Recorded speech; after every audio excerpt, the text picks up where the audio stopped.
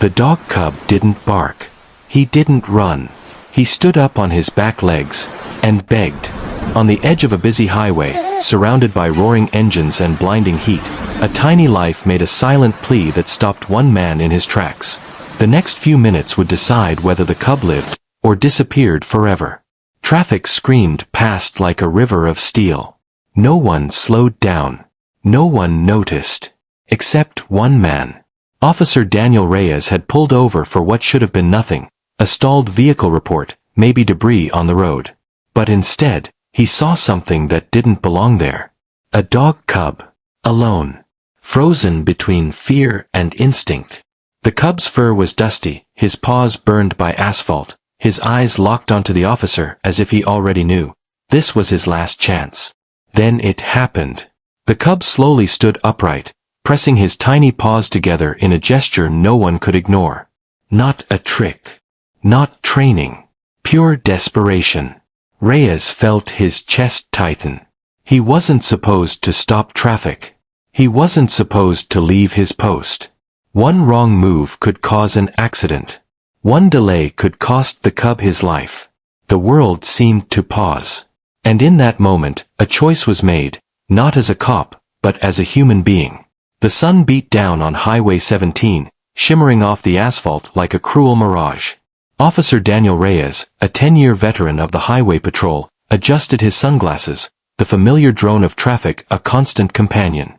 His day had been a predictable loop of speed traps, minor fender benders, and endless paperwork. He prided himself on his unwavering adherence to protocol, his ability to keep a cool head even when chaos erupted. Control, Unit 418, I'm investigating a possible stalled vehicle near mile marker 62, he radioed, pulling his cruiser to the shoulder. He expected to find an overheated engine or a flat tire, a quick fix, and then back to the grind. The last thing he anticipated was a call that would challenge every rule he lived by, a moment that would shatter his perfectly ordered world and reveal the quiet vulnerability beneath his starched uniform. This was a day that started like any other, but it was destined to end very differently. As Reyes scanned the blistering roadside, he saw it. Not a stalled car, but a small, trembling silhouette near the guardrail. It was too small to be a coyote, too vulnerable to be anything but lost. He slowed, his seasoned eyes immediately assessing the danger. Cars whizzed by, creating powerful gusts of wind that threatened to sweep the tiny creature into their path. The cub, no bigger than his gloved hand, was a fuzzy patch of brown and white, his fur matted with dust. Reyes killed the engine. The sudden silence amplified by the distant roar of the highway. He felt a strange pang, a primal instinct to protect, battling with his professional training to maintain traffic flow and ensure human safety above all else. This wasn't a crime scene, a broken-down vehicle, or a traffic violation. This was a fragile life on the brink, and Reyes knew, with a chilling certainty, that he was the only one who had seen it. He gripped his steering wheel, his knuckles white, a silent battle raging within him. That changed everything. Reyes opened his door, stepping onto the scalding asphalt.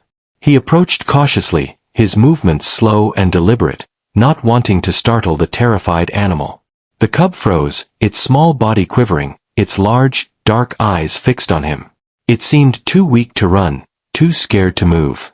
Then, the impossible happened. The cub slowly, almost painstakingly, pushed itself up onto its hind legs. Its tiny front paws met in front of its chest, a gesture so profoundly human, so utterly desperate, that it pierced through Reyes's professional detachment. It was begging. A silent, heart-wrenching plea for help that transcended species and protocol. Reyes felt a lump form in his throat. He had seen fear, pain, and desperation in countless human eyes, but never had he witnessed such raw vulnerability in an animal. This wasn't just a stray, this was a sentient being making a direct appeal, a plea that demanded an answer. The rules, the regulations, all of it momentarily dissolved in the face of this tiny, courageous act. Reyes radioed his position, stepped away from the road, and followed the smallest guide he had ever trusted.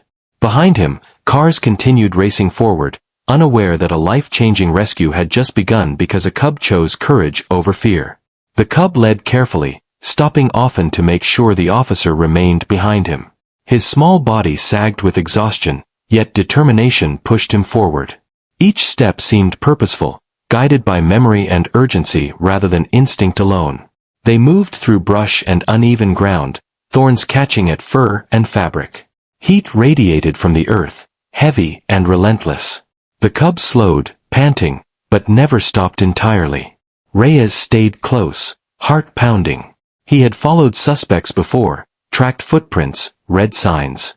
This was different. This was trust. The cub paused suddenly, ears lifting. He let out a soft whine and rushed forward. Then Reyes saw her. At first, she looked like part of the ground, still, dusty, almost invisible. But then her chest moved. Barely. Reyes dropped to his knees. "Oh no," he whispered. The mother lay on her side, leg twisted unnaturally, eyes dull with pain and exhaustion. Her breathing was shallow, uneven. She was alive, but not for long. The cub pressed against her, licking her face, tail wagging despite everything. Reyes radioed for emergency animal rescue, voice tight with urgency. He looked at the cub, then at the mother, realizing something that shook him deeply. This cub hadn't been lost. He had been leading help home. Time moved strangely after the discovery. Every second felt fragile, stretched thin by fear and hope. Reyes checked the mother carefully, keeping his movements slow and gentle. Her body was warm, but weak. Shock had already begun to set in. "She's hanging on," he said quietly into his radio. The cub refused to move from her side. When Reyes tried to examine her leg, the cub whined, placing himself protectively against her chest. Reyes paused, letting him stay. This wasn't interference. It was love. Sirens approached in the distance. The cub lifted his head, ears twitching at the unfamiliar sound. He stayed close, eyes never leaving his mother's face. Rescue workers arrived quickly, their movements practiced but careful. A stretcher was prepared. Fluids were administered. Gentle hands worked efficiently, fighting against time. One rescuer shook their head softly. Another 30 minutes out here, and she wouldn't have made it. Reyes felt his throat tighten. As they lifted the mother onto the stretcher, the cub tried to climb on with her.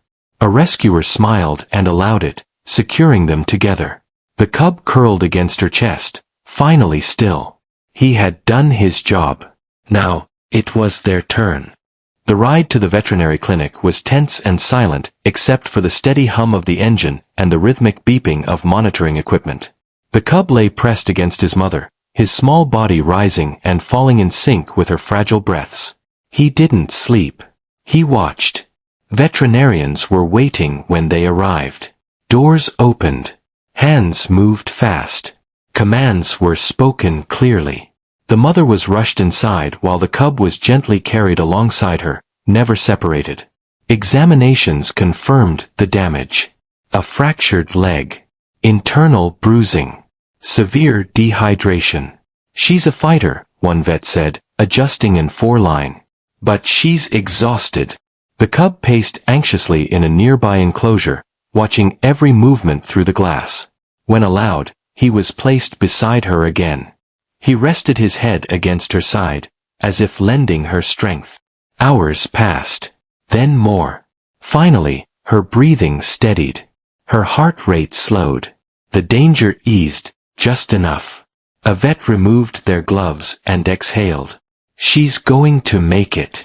Reyes closed his eyes briefly, relief washing through him. The cub wagged his tail for the first time without fear. He didn't know what recovery meant. He only knew his mother was still there. And that was enough. 2 lives saved, 1 bond formed, 200 words. Recovery took weeks. The mother healed slowly, her leg carefully treated, her strength returning day by day. The cub never left her side. He slept curled against her, ate only after she did, and watched the world with calmer eyes now. The danger was gone. The highway was a memory. Rescue workers learned their story and shared it quietly among themselves, shaking their heads in disbelief. A cub, barely old enough to survive, had crossed traffic and convinced a human to follow him. Officer Reyes visited often. Each time, the cub greeted him with a wagging tail and bright eyes. There was recognition there. Gratitude. Trust. When the time came, the mother and cub were placed together in a safe foster home, far from roads and fear. Grass replaced asphalt. Silence replaced engines. On the day they left the clinic, Reyes knelt one last time. The cub approached him, pressed his nose into Reyes's hand, then returned to his mother. He had never needed saving himself.